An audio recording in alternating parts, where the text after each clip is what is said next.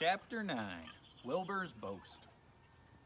A spider's web is stronger than it looks. Although it is made of thin, delicate strands, the web is not easily broken. However, a web gets torn every day by the insects that kick around in it, and a spider must rebuild it when it gets full of holes. Charlotte liked to do her weaving during the late afternoon, and Fern liked to sit nearby and watch. One afternoon, she heard a most interesting conversation and witnessed a strange event. "You have awfully hairy legs, Charlotte," said Wilbur, as the spider busily worked at her task. "My legs are hairy for a good reason," replied Charlotte. "Furthermore, each leg of mine has 7 sections: the coxa, the trochanter, the femur, the patella, the tibia, the metatarsus, and the tarsus." Wilbur sat bolt upright. "You're kidding," he said. "No, I'm not either. Say those names again. I didn't catch them the first time."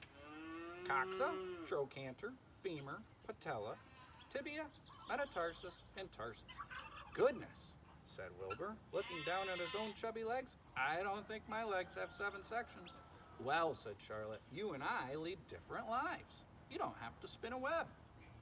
"That takes real legwork." "I could spin a web if I tried," said Wilbur, boasting.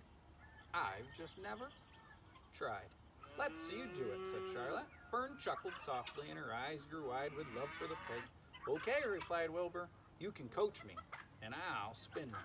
It must be a lot of fun to spin a web. How do I start?" "Take a deep breath," said Charlotte, smiling. Wilbur breathed deeply. "Now climb to the highest place you can get to, like this." Charlotte raced to the top of the doorway. Wilbur scrambled to the top of the manure pile. "Very good," said Charlotte. "Now make an attachment with your spinnerets. Hurl yourself into space and let out a drag line as you go down." Wilbur hesitated a moment, then jumped out into the air. He glanced hastily behind to see if a piece of rope was following him to check his fall, but nothing seemed to be happening in his rear. And the next thing he knew, he landed with a thump. "Oomph!" he grunted. Charlotte laughed so hard her web began to sway. "What did I do wrong?" asked the pig, when he recovered from his bump. "Nothing," said Charlotte. "It was a nice try." "I think I'll try again," said Wilbur cheerfully. "I believe what I need is a little piece of string to hold me." The pig walked out to his yard. "You there, Templeton?" he called. The rat poked his head out from under the trough. "Got a little piece of string I could borrow?" asked Wilbur. "I need it to spin a web." "Yes, indeed," replied Templeton, who saved string. "No trouble at all. Anything to oblige." He crept down into his hole, pushed the goose egg out of the way, and returned with an old piece of dirty white string. Wilbur examined it. "That's just the thing," he said. "Tie one end to my tail, will you, Templeton?" Wilbur crouched low with his thin, curly tail toward the rat. Templeton seized the string, passed it around the end of the pig's tail, and tied 2 half hitches. Charlotte watched in delight. Like Fern, she was truly fond of Wilbur, whose smelly pen and stale food attracted the flies she needed, and she was proud to see that he was not a quitter and was willing to try again to spin a web.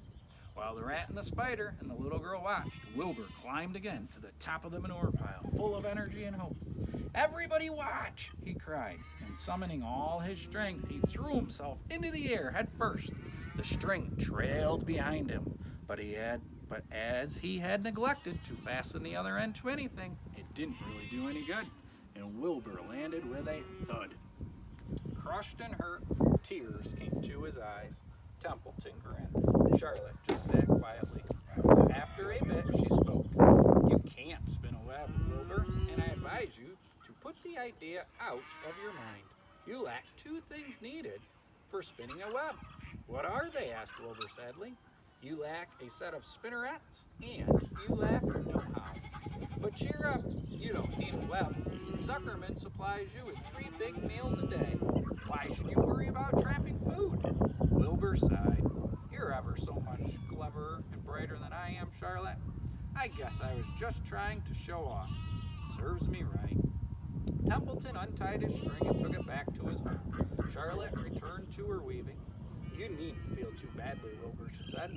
"Not many creatures can spin webs. Even men aren't as good at it as spiders, although they think they're pretty good, and they'll try anything.